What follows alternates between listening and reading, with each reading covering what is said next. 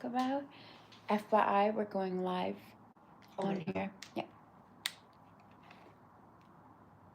Can't talk about our evil plans of gaining $1 million in 5 minutes.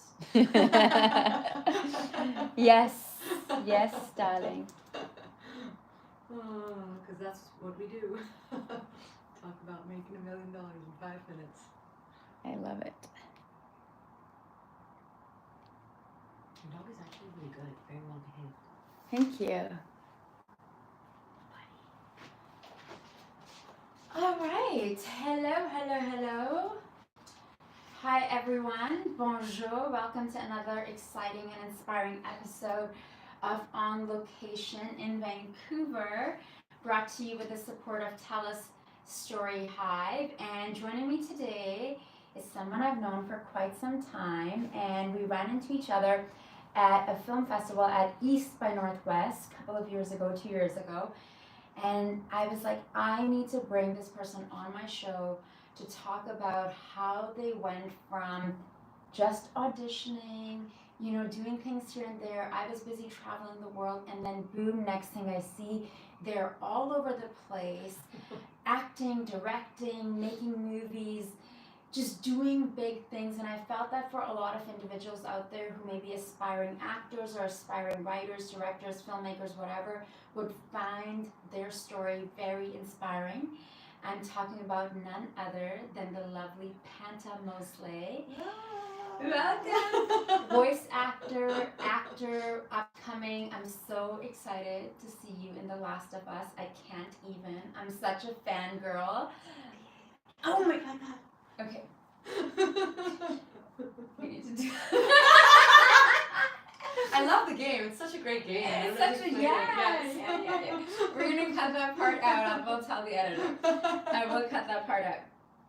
And just so excited because we're catching her just before she flies to Los Angeles in a couple of days. Panta spends her time between Vancouver and LA, but her film projects take her all over the world.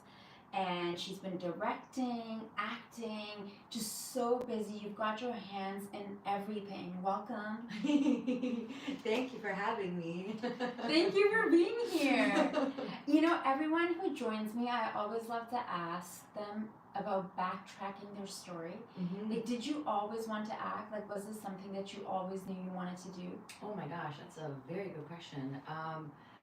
When I was a kid, like I remember clear as day that I'd be playing with these like stuffed animals and coming from Persian background, it's probably similar to you. There's always big extravagant parties going on, and for some reason, everybody entertained me and allowed me to kind of do a show at all these parties. Like I would take like half hour to make like this puppet show or do like a comedy like routine or do an impression so I've always had that like entertainer like vibe since I was little. I think the first time that the let's call it the film bug bit me was I think I was in elementary school, and this was in Iran, and it was a series called Khane Sabs. And I was just like a non-speaking role, just sitting there, and I saw all these cameras, the main actors, director, all of that stuff, and I was just like, this is what I want to do. I think I was like 7 at that point that I realized, oh my god, I love this. In kindergarten, I also did like plays. I would do a lot of plays. So I always knew I liked it, but in Persian culture, like where our options are doctor, engineer, pharmacist, and nothing works out, then you can be like accountant. It's like a real estate agent and then accountant. Yes. Those are the other two options that you're like, you could do. None of those. I did none of those. So it was tough to get my parents on board with what I wanted to do. So like I had to study it in secret. It would be my elective courses. They would look at my transcripts in like university and be like, what is this? I'm like, oh, I have to take that elective. It has to be something is completely unrelated to my major. So, but that's where it started. Yeah. I love that. And so how long have you been in Canada? Oh my goodness. Well, I was living in Japan before I came back here. I was here for a little bit, and then I went to Japan. I lived in Japan 7 years, I think. And then I came back, well, 6 years, okay, the details, 6 years, I came here, and then 2019 I went again for another year, so total 7 years. I came here, I think 2012 or 2013. In Japan, I was working in radio. I had 2 radio shows. I was in a band for about a year. We toured the south of Japan. And you speak Japanese. Like I just recently discovered that you speak Japanese. That's probably so cool. better than I speak Farsi. Sorry, mom and dad. Can you introduce yourself in Japanese? 普通に日本語で紹介します。皆さん、パンタモスレです。よろしくお願いします。今、バンクーバーで住んでいます。監督の仕事やっています。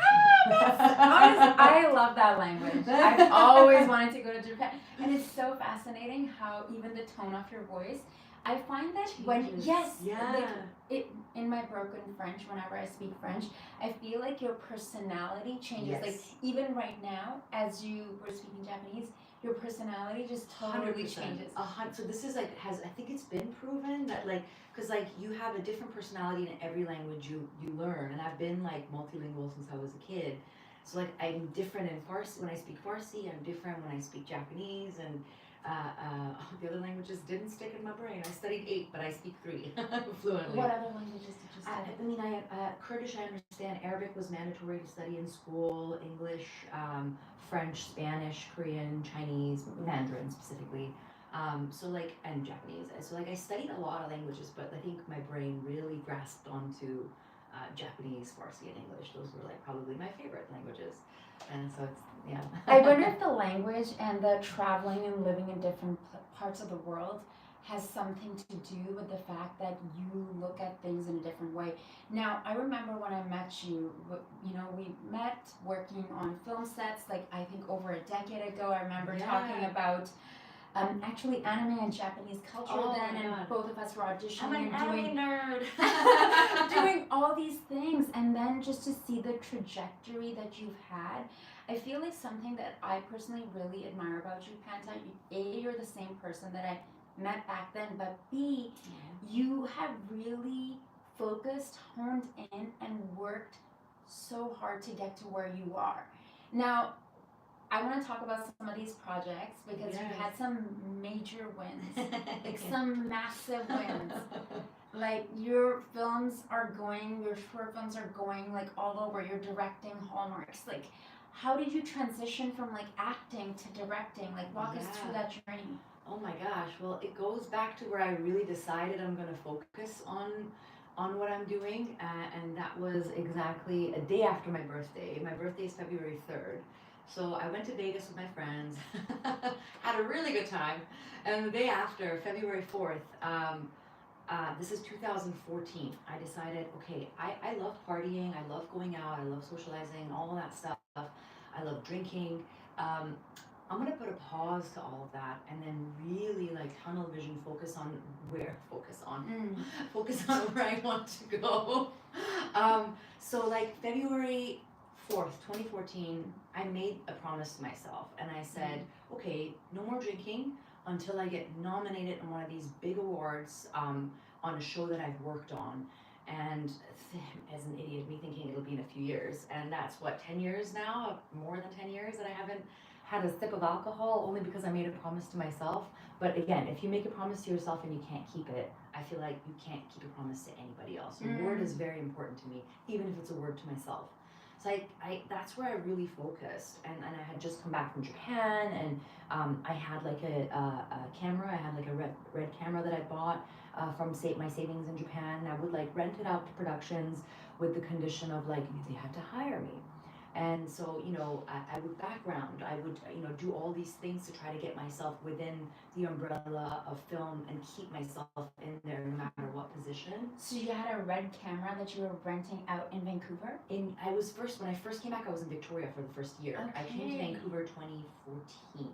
And were you using it to make content or film stuff yourself as well? Yes, of course. I was using it for myself as well, and I was renting it out to productions. And the easiest position to hire me on, especially on indie films, was second AC, because I wasn't an operator, I'm not even gonna lie. But then I did my camera training program with a Disney show on the island with Zendaya on it. It was called Zapped, and Peter DeLuise was the director, a wonderful director. And so I kind of like started in camera that way, moved to Vancouver. I was the third cameras, like C-Cam's second AC on a show called for Up TV. I think it was called Ties That Bind, yes. And the EP on that show was like, what do you want to do, kiddo? And at that time, I thought I wanted to be like only a producer. And we wear a lot of hyphens, we do a lot of things. And so I was like, I want to be a producer. And he's like, okay, well, you have to be in the office to learn. So he pulled me in. I did office PA. Then I quickly moved up to second assistant coordinator, then first assistant coordinator, then a coordinator. So it sounds like you're soaking up all this information and all this knowledge about different facets of like film world, because these days, and I think even before now, it's like just doing one thing isn't enough. Like you have to understand how the business works. But you also have to like be able to pay yourself and make a living to support your dream. And for me, again, I wanted to stay within the umbrella of film. So coordinating, I would say, was one of the best jobs for me, because I was the head of my own department with 2 assistants at least. If it's a series, I think I had 5. And like, you know, if I want to step away for an audition or book a role for a day, they can cover for me. And I would give the same rights to them as well, because like, you know, I was like, if you have a meeting, a lunch or something, you want to go, we got you and you got me, kind of thing. So it was really lovely that way. And you were doing this like 10 years ago? This was and I did coordinating for about like on and off 6 years. And you're probably building those relationships and those connections, because 1000%. You know what, I actually got acting roles from it, because they're like, by the way, Panta, you act, right? Do you want to do this role? We were thinking of cutting it, but do you want to do it? I'm like, absolutely. I'm like, hi, I need to go find this coordinator position. And then I did like, and then like after that, I was like, okay, let me see what else I can do. So I was a production manager for docuseries for MGM's Epix channel. That was a very tough job. I was like, okay, it's a lot of work. There's more than, like, one position does multiple jobs of a position. So I was like, okay, this is unsustainable for where my goal wants to be financially. It was great, but it was consuming all of my time. I was like, okay, let me try something a little easier, or so I thought.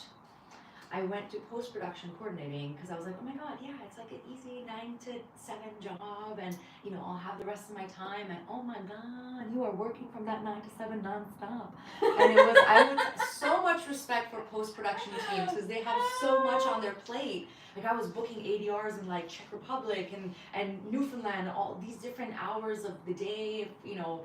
It was like, and it's just a lot of organization and catching, you know, you're watching and making sure if there what mistakes need to be covered, everybody's name spelling in the credits, that's a big thing. So I was like, okay, that's amazing, wonderful job. I met a lot of people again through that, and again, it wasn't sustainable for what I wanted to do. But during the time of my working on the doc and then working on the one season of the post-production for the Hallmark show, I managed to make a lot of short films, like you know, and so I was just like, I think in like one of the years I did like 8 short films in one year. What year is this now? I can't remember the year, but it was like probably it's definitely before. I would say around 2018, 2019, I was making a lot of. That was the year when I was in Paris, and I think we were communicating a few times. I think one time you reached out to me, and I was like, babe, I'm living in Paris, I'm sorry. Oh yeah, that's right. Yeah. And so that's when I was like, oh wow, look, well, what is Panta doing? And then I came back, and next thing, your career is like, like, I don't know. In my head, I'm still like here, and I want to be here, but I'm trying. But see, as someone who's an outsider who's known you for a long time, and to see that, and I respect your hustle, your vision so much, and I think also as a young female, queer, Muslim, Persian, Canadian, writer, director, actor, producer, like all these things, like, because for us, like, I'd love to hear your thoughts on this. I like to talk about this quite often. Like, the opportunities that are available to us now, like 10, 20 years ago, those opportunities were not. They were not there. And whoever wants to say that, oh no, it was always fair, it's absolute BS. I'm going to censor myself there. And the thing, like, the whole BIPOC movement started around maybe like 2016, 2017. So 2018, I had a lot of bookings as an actor. 2019, I was doing great, but I was still doing like a lot of production work. So I just took time off and went to Japan 2019, but I digress.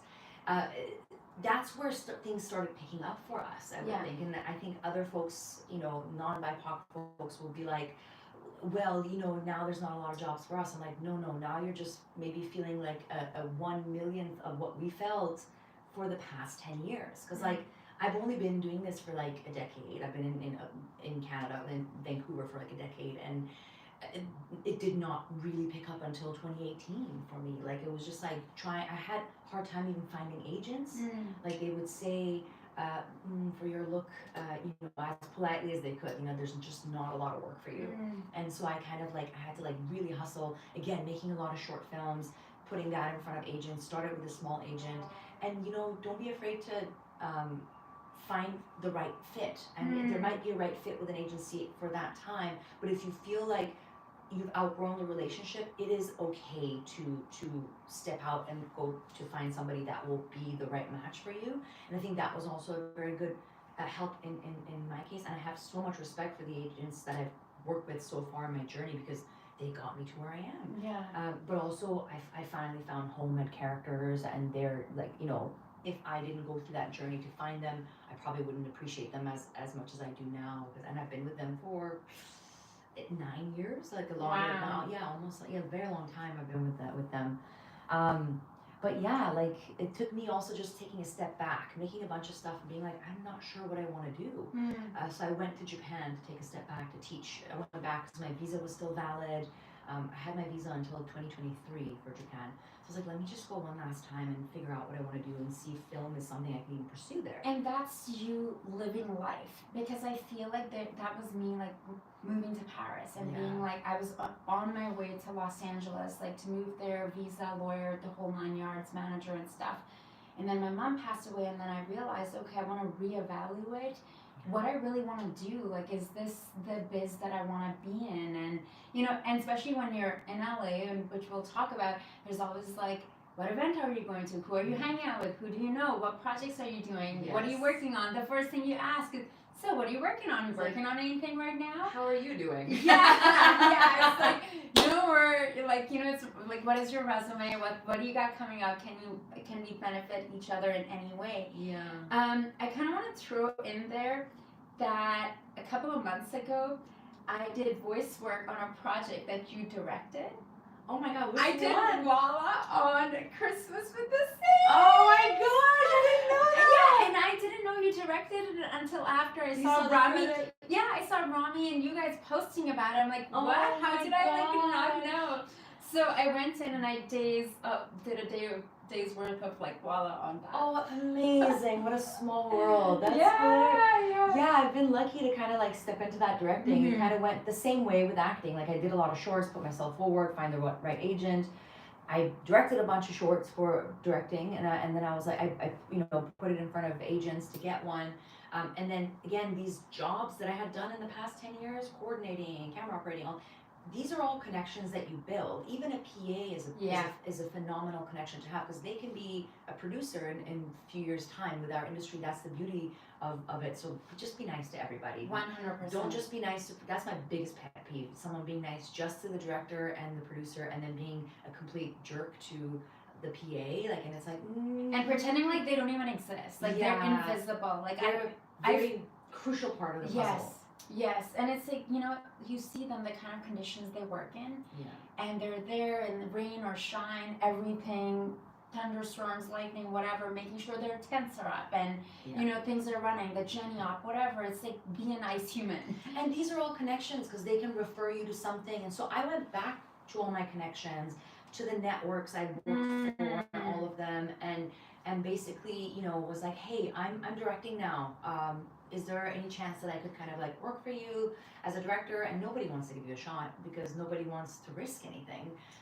But once I got an agent, and how I got an agent is I got a development deal with a big production company for my series. And I was like, hey, I want to make sure my contract is good. Do you want to help me with the development deal? And they were gracious enough to be like, yes, let's sign you on, let's help you. And then once I had that agent, then I went back to the same companies I've worked for. Suddenly, I'm now reliable, because you have representation. They filter things out. Did I have any feature under my belt? Absolutely not. It was the same short films that I had applied to them months, even a year ago, to just kind of like get a job.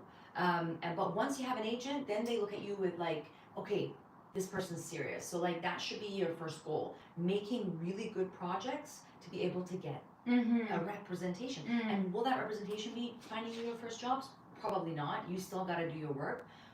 But they absolutely validate you for the production companies, for the producers, for the network executives. And then I kind of was very lucky to kind of get producing jobs. Shout out to Bruce Harvey and Javier, my friend, who gave me the shot to be able to kind of make my film. They were very gracious to be like, okay, we'll give you a shot. And I ended up doing 3 movies back to back with them, and they were so lovely to give me. I had like a rom-com, I had a thriller, and I had a Christmas. So they really set me up perfectly to be able to be hireable for anything.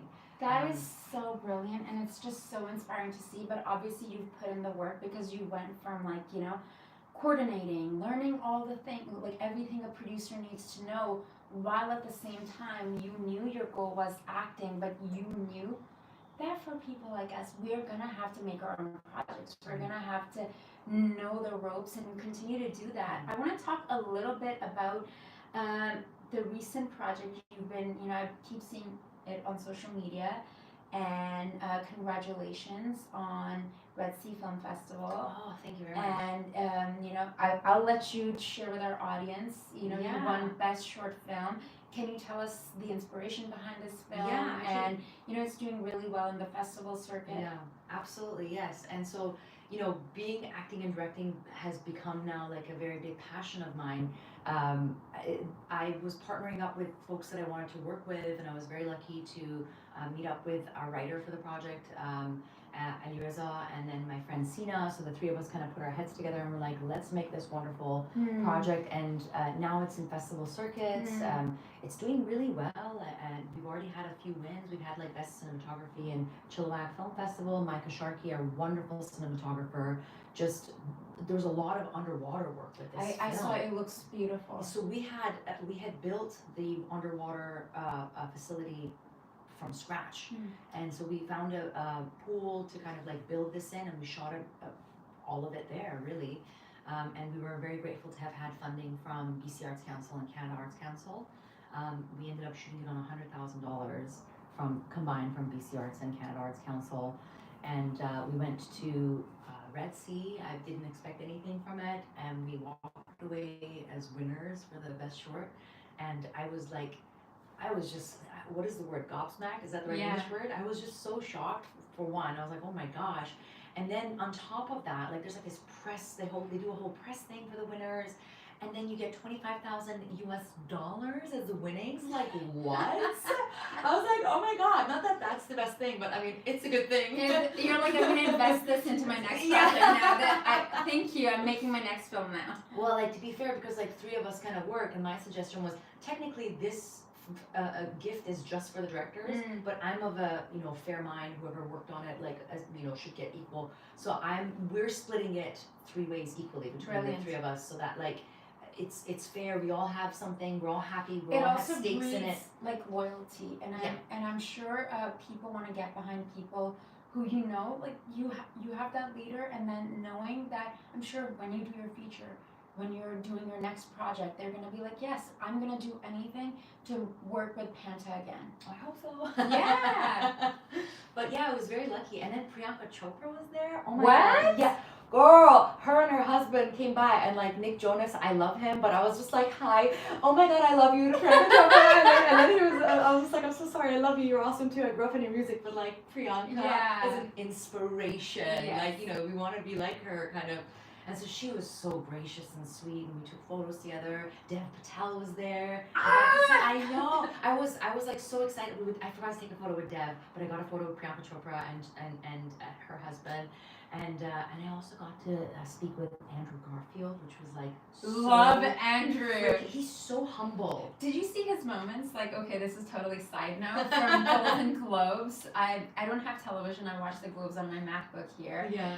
But you know, afterwards on TikTok camera, yeah, I think everybody saw that. That was really fun. Yes, and then his moment. Anyways. Yeah. We digress. We digress. But it was a beautiful festival. It elevates the stories from our region, which is it's very, very wonderful.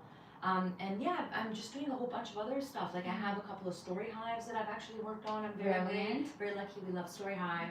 I was Let's talk about those yes. projects. I think it was one of my favorite projects ever. It was a Black Edition. I was the producer and director on Amira's project called Amara. Very close to her name because it's kind of following a little bit of her life story. And it was just basically about like, you know, a character finding out that they want to be the main character in their life. They're tired of being like the side character, and it kind of ties in with the, you know, BIPOC folks. We haven't always had the spotlight, and it's, you know, to get it, we got to work for it. So it was like a fun little comedy pilot that we did. It did really well. And I just also finished my first Story Hive documentary called Queer and Muslim. I love that! And that's kind of like, yeah, it's a very like personal story, and I'm so grateful that Story Hive like supported me in doing this because I've never done a doc before, and it's just like they're such a wonderful programs like this are the place that kind of like open the path for you to try things, learn things, and grow. Yeah, and yeah. So where can people watch the Queer and Muslim? Queer and Muslim, I think it hasn't come out yet, but it's gonna come out like soon. It's with the anniversary edition with Story Hive. It will be on Optic TV, TELUS Optic TV, and the Story Hive YouTube channel. Are you going to have like a screening or anything like that? For sure. If I'm gonna see what permissions I have. Yes. I would love to do like at least like a cast and crew private screening for and invite friends. Absolutely. We did have one for Amara before like it aired. We did a private one, and VFS was very like gracious to give us like a theater for us to kind of invite everybody in and have a viewing of it. So I'll try to do the same thing for Queer Muslim. And probably try to like get into festivals or something, you know? Yeah, of course. I was covering VIF last year, and there were quite a few Story Hive projects.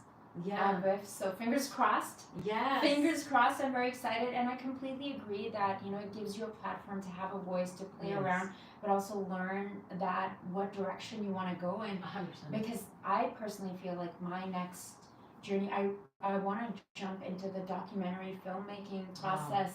And just really enjoying even filming the B-roll, because now it's like a one-woman show. Like I'm doing all the setups. This is like you got a wonderful setup here. You know, doing all the things over here. I would love to hear that as a queer Middle Eastern, West Asian, Canadian, American artist. Now, representation is a big part of your journey, but for individuals like you're doing quite well now, I understand like we always want to grow, continue to grow, and find more success. But for someone who may be watching and they're starting out, whether they're like younger than us or older, whatever, it doesn't matter the age, what advice would you give to someone right now who is watching, who doesn't know where to get started, whether as a filmmaker or as an on-camera talent? What advice would you have for them? Oh my gosh, yeah, this is like and it's something I'll say to myself as well. It's like just, even if you don't know what direction you want to go, just try anything. Like, you know, I've tried all these different departments, and it really led me to where I am. Like, and I started wanting to be just an actor, and then I was like, wait, maybe I want to be a producer because no one's giving me an opportunity. And then I produce, and I'm like, wait a minute, no, I need something creative. So directing is where I finally was like, oh my God, this is home for me. And then I was actually planning on giving up for acting, and the universe was like, no, don't give up. Boom, I acted a lot more last year than I directed. But like, just don't give up. Don't give up.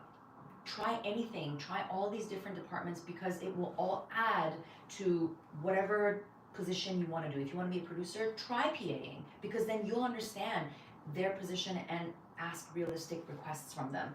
And then if you don't know, again, try PAing or try assisting in the office or anything, because then you'll watch the other departments and you'll be like, oh, that's where I want to be. And so, like, you know, it all keeps adding to your knowledge, and, you know, you grow as a person, you grow as a filmmaker, and you build your connections. And yeah, so just keep doing it. And because having a dream and doing the dream are two different things. You can dream about being an actor, you can dream about being a director, but if you don't do anything about it, if you don't have the courage to say, hey, can I try this job? You're never going to have an answer, because the worst thing they're going to tell you is no, you can't. And that's not the end of the world. You just, they're like, because oftentimes they're like, no, not this, but maybe this. Yeah. Like they'll lead you in the right place. So just keep doing. I feel like as you were talking, something that was also coming up to me is that it's so important to have a strong desire.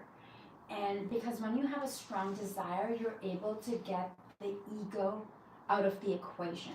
So, for example, if you want to be a producer or director or whatever, art director, actor, anything, you know, part of your journey is the ladder climb is, yeah, maybe I'm gonna start out as PA, and yes, it's gonna be at the bottom of this. It's like, you know, it's like when we met, we were standing in and behind the scenes, doing all the things, but you remove your ego from the equation, and you know you're working on this bigger picture, and then you keep visualizing that. Like, for me, I feel like that's really important when I talk to people.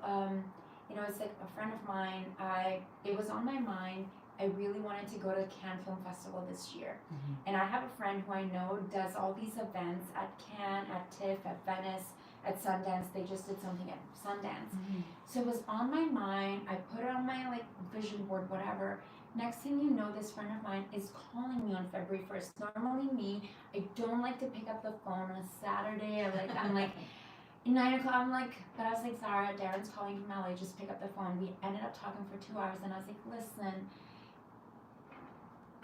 over FaceTime, I was like, listen, and no makeup, nothing. I'm like, I really want to go to Cannes. Like, well, how can we make it happen? And work with you. And my ego, for the longest time, I'll call myself out on this. I had not asked this person's my friend, like a really close friend. Yeah. And I hadn't asked him to be like, yo, like, how can we work together? But it's also, because it's a business of who you know. Yes. But if you had asked him when you just met him, he probably would have potentially gotten turned off. But you got a relationship with them. You really built it. Yes. And then you're like, by the way, would you be okay? Yes. You know, I think there's like a timing of when you can ask. Because like if somebody that doesn't We've known each other for like 7 years. There you go. Yeah. You know, it's like heartbreaks, everything, like been besties forever, and like next thing you know, I'm like, okay, the universe is like, okay, this is your path. But it did require me to be like, I have to make the ask. So I would love to hear from you that, and maybe personally for me, you know, I'm asking this selfishly. Because I realized, okay, look at the ways that I hold myself back. How can I make the ask? How can I have those meetings with people that I know to be like, hey, can you coach me and direct me? Because on social media, it looks like you're living this big life. But internally, you know, because it's not going to, the success is not just going to come from me. It's going to come from me talking to all these people, being like, what direction should I go in? What are my blind spots? Please help me. Like, do you understand what I'm getting at? Is yeah, like people see the what is it, there's this like famous meme that it's like an iceberg. They see the tip of the iceberg, but they don't see all the work that went behind. It's not overnight. It doesn't suddenly happen, you know, and it's just like, again, putting stuff on social media, don't be discouraged. There will be folks that will be like, oh, look at them promoting, but you know what? You have to. I hate it. I'm not even gonna lie. I get so self-conscious. I'm like, oh my God, I don't want to. But then I'm like, if I don't tell people who I am, how would they know? Like, if you didn't put it out there, how would I know you're directing? No one would know I'm directing Hallmarks, Lifetimes, you know, no one would know what I'm doing. I'm developing a series, throwing it out there. It's actually got funding from Bell. It's Bravo! Thank you. Out TV and Hollywood Suites are going to be the channels that it'll be on. But like, it was, again, this was also like relationships built over years that they give something. And it's because they've seen me, one, posting about what I've done. Two, they've seen me at the events.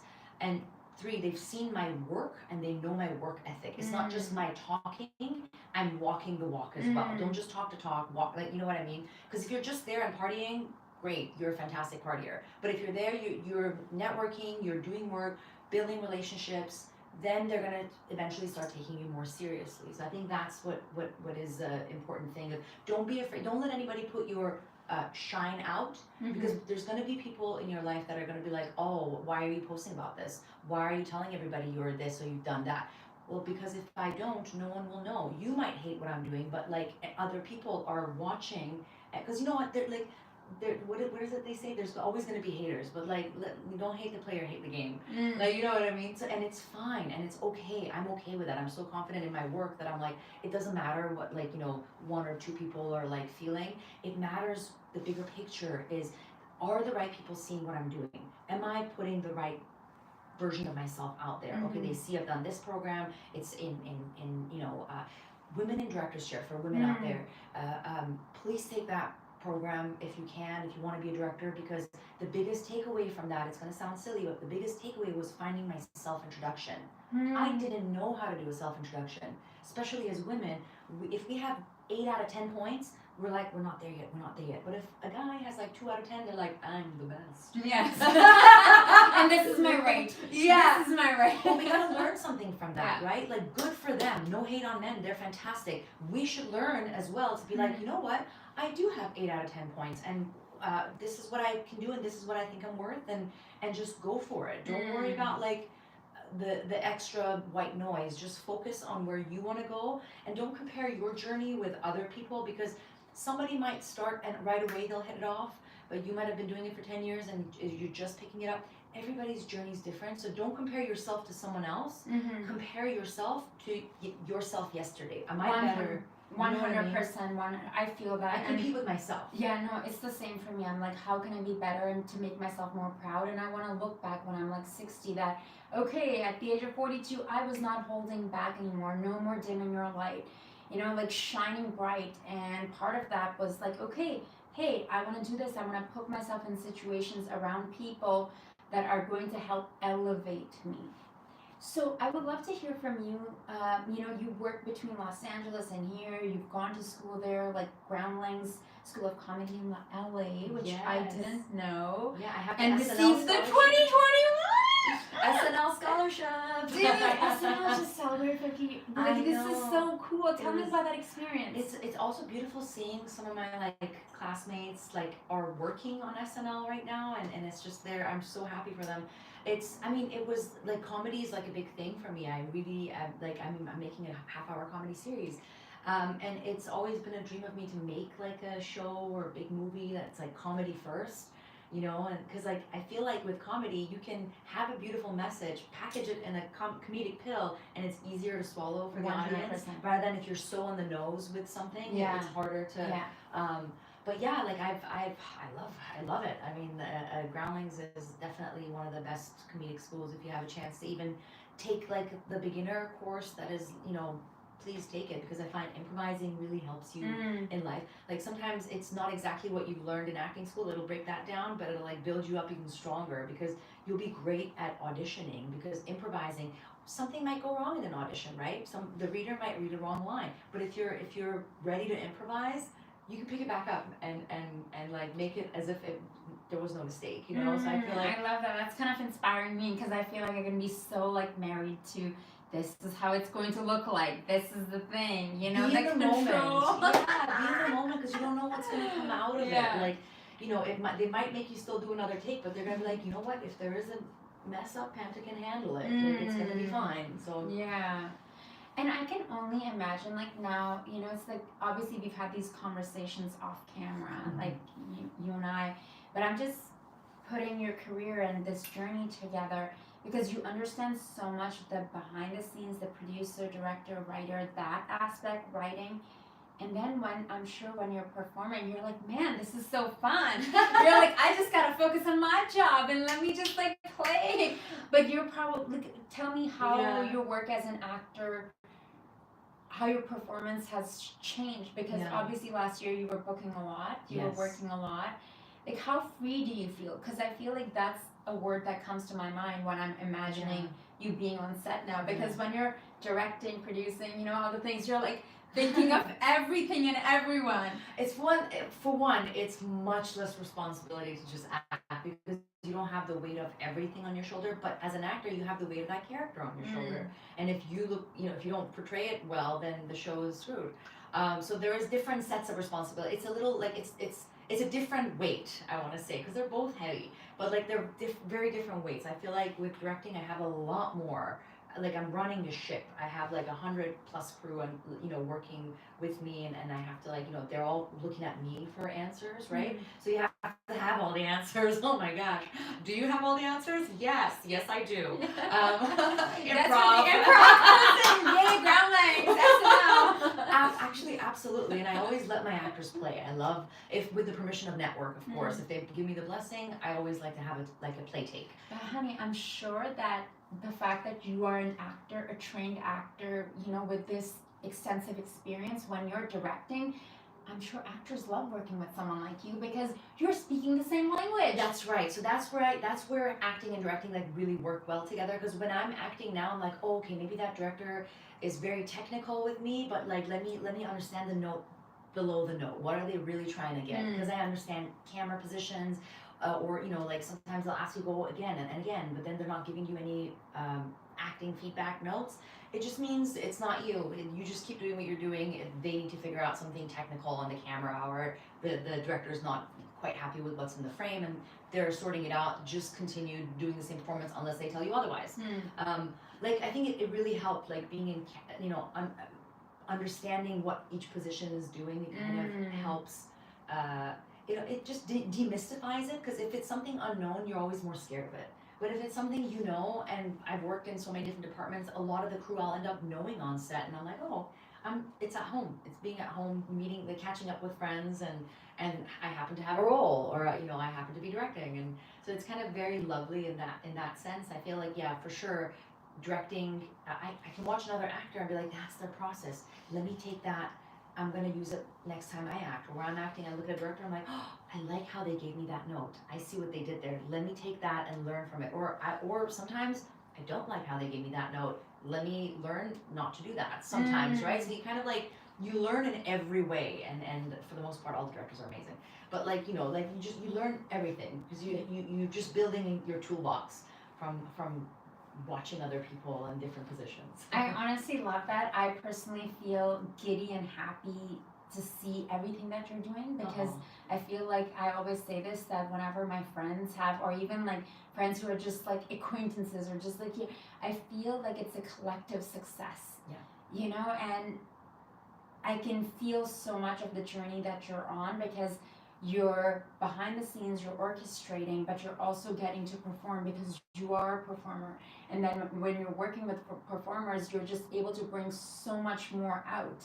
Like, I feel like do you feel fulfilled and content? I know there's always a desire and hunger, but because I get that from you, from talking to you. Here's the thing, because like I live my life in the sense, even though I'm not drinking, I'm okay, because I made a promise to myself. I love partying and drinking, but I haven't, and I won't until I get to my goal. But I've lived my life in thinking I want to live it every day where I have no regrets.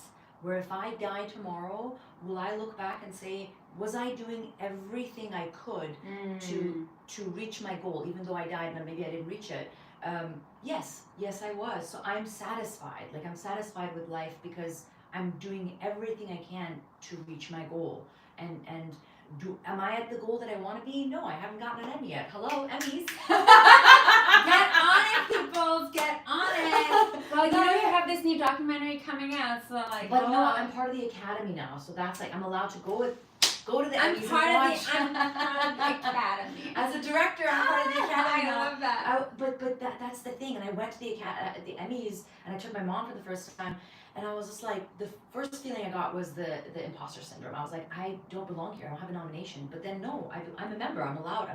So if I want to get rid of that feeling, what do? I put fire under my bum bum, because this is PG, right? Under my bum bum, and make something that will put me there, that I'm like, I'll have that feeling of, oh no, I do belong here. So that's where my fire comes from. Again, it's competing with myself and pushing myself, and because no one is going to do it for you, and you envying or being jealous of other people also not going to do it for you. 100%. Listen, I'm of the mind that I'll audition for something and I'll be like, oh my god, my friend would also be great for this. I'll be like, have you read for this? And then my friends will do the same for me, because we know it's not up to us.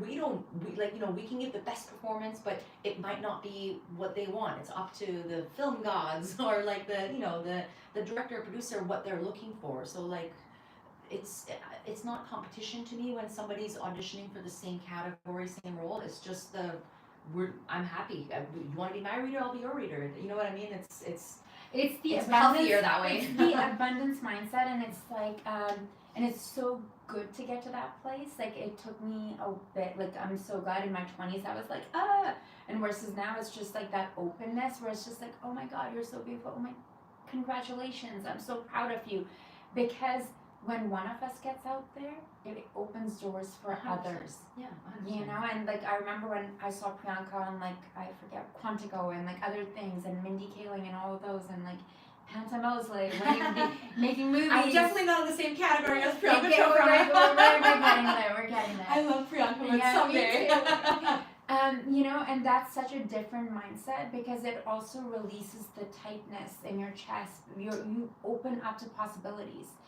And you invite positive energy, Yes. because if you're like sitting there sulking and why did they get the role and I didn't get the role, Yeah. it's gonna do nothing but send you down that rabbit hole of self-despise, and that will get you nowhere. Yeah. Instead, just be like, okay, well, let me see what they did that worked. Oh, this is what they were looking for, and look at your own audition. Be like, oh yeah, I did a great audition, but that was they wanted something different, or it's a different look, or learn, just watch, learn, and be like, okay, onwards and upwards is my favorite sentence my agent says. Yeah. Ryan, I love you. He's always like, onwards and upwards. Like when you don't book something, I'm like, when you lose the pin, you know, it's between you and another actor. Onwards and upwards. It's done. It's you can't turn back time and force them to pick you. They picked somebody else, and it's okay as long as you know you did a good job in that audition, or you did a good job in the film you directed, or you did a good job in the film you DP'd. That's that. It's up to them to decide whether they like it or not. Are you happy with yourself? That's what matters. And your performance got you there. And you know, God forbid if the other person does get sick, we're gonna call the you know, it's like last it happens. Year, it happens. They'll say, not even sick. It's like, oh, we had them for this role. Oh, Panta did such a good audition for this role. We didn't get that to her, but what about we offer her this one instead? And I had the most recent one I did was based on a game that we can't talk about because of NDA, is because I had auditioned a bunch of times for that show. I hadn't gotten it, but then they were like, oh, but she'd be good for this one. And that's like that's how it works. And I love that. Yeah, I love that. Stay positive. But I feel like a big part of this, like for me, I've had to surrender that part of like, because I've been so close several times and I took it so personally not getting the job. When you're pinned, they're waiting for an entire week and you're just like holding your breath, not eating, and looking at the phone, the emails, you know.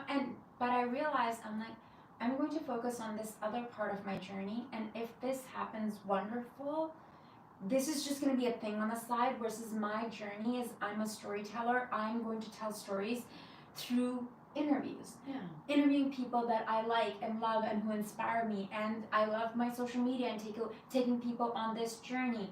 And then if this acting stuff trickles in, wonderful. That's the healthiest way to deal with it, because like it really isn't in our hands. And yes, we are living like we have to be delusionally hopeful to keep but don't lose that delusional hopefulness, because you're not going to get anywhere unless you if you give up. That's it. And it's literally a game of survival. It's like because people start dropping out, they're like, this is not sustainable, boom boom boom, and then you're the only one left, or you're in the group of people that didn't give up, and now you have the opportunity. And that's the only thing. Like there's nothing, and it's a lie if you say it doesn't affect us at all if we don't get a role. Of course, every once in a while it'll get you, but then onwards and upwards. And I think what really helps is when you have other things going on, when this is the only passion in life, like when this is the only thing, obsession.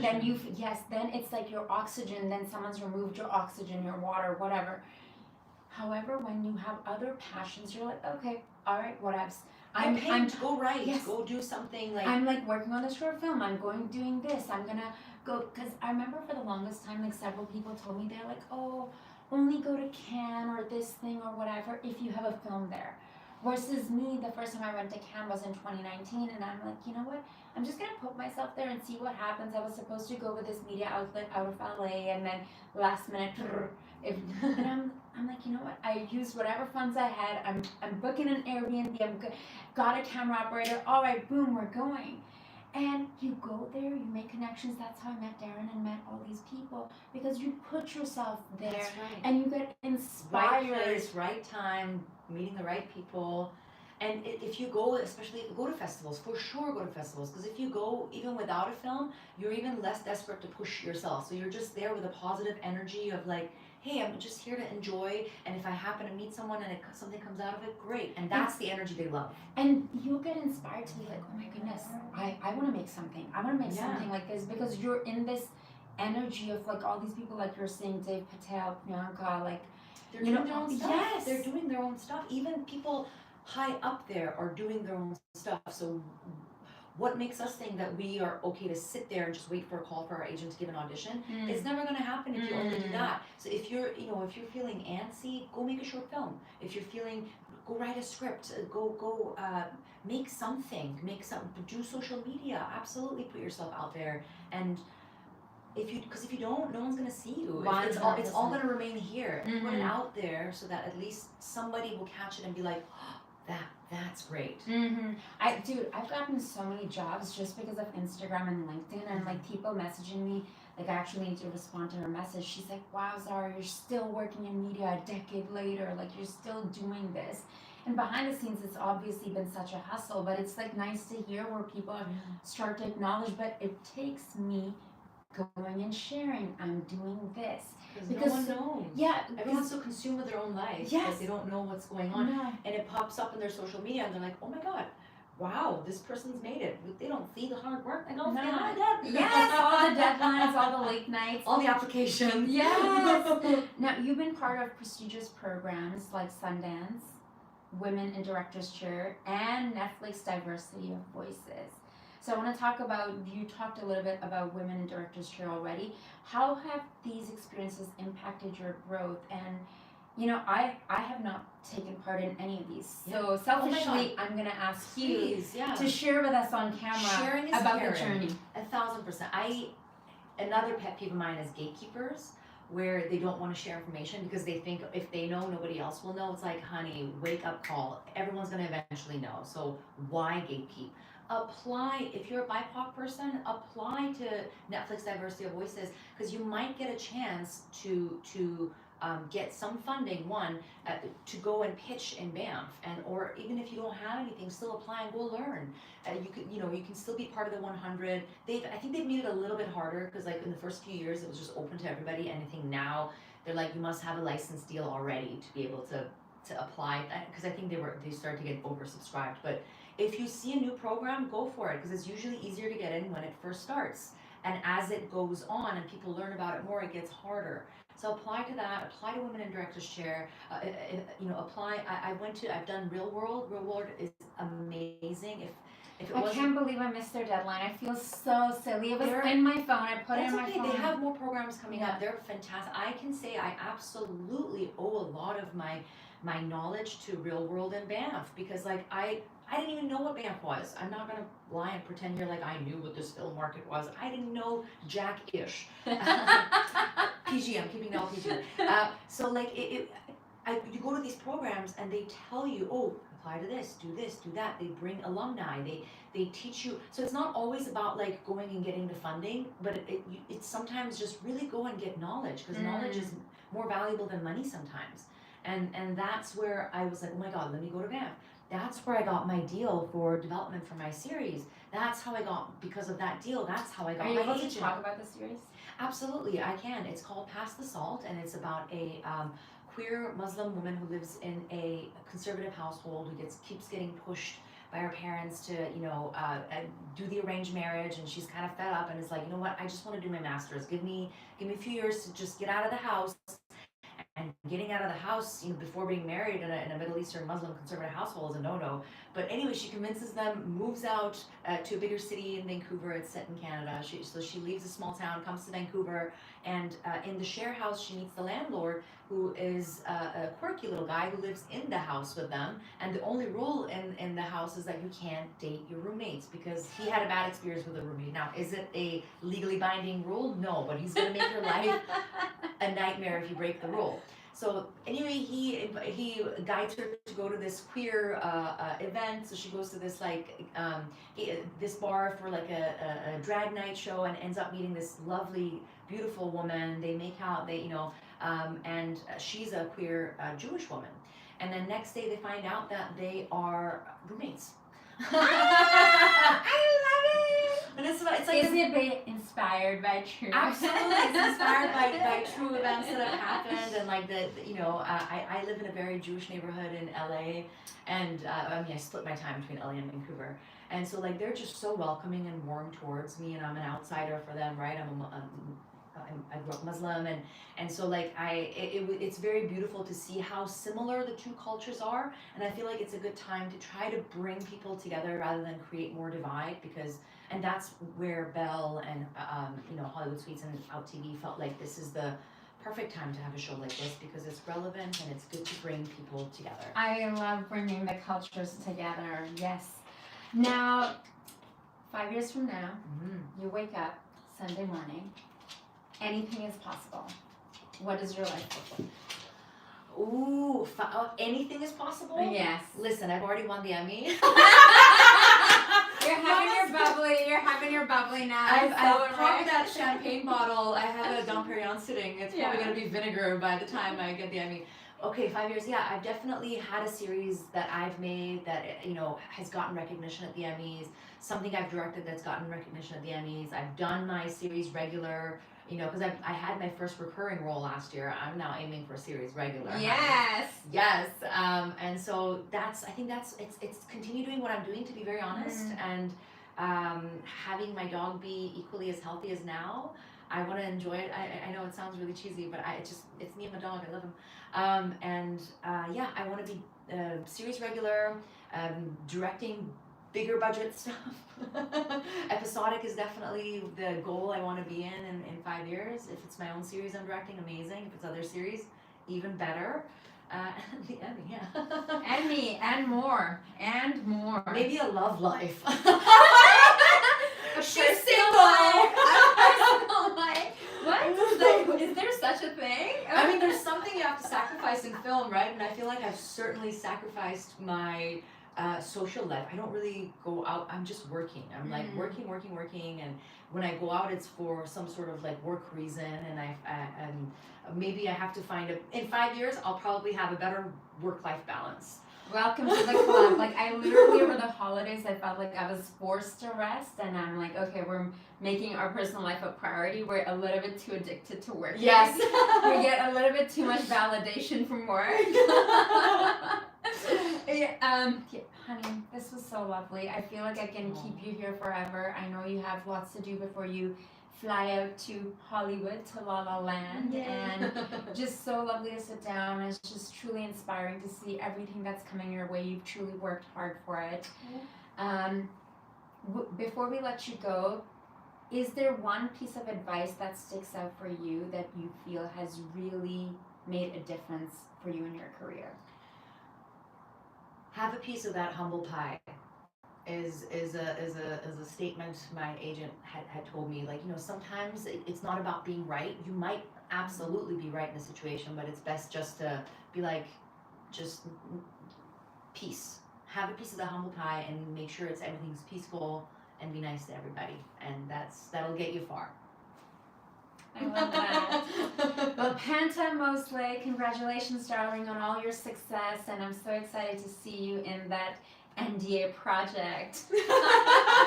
I'm a big fan of that project.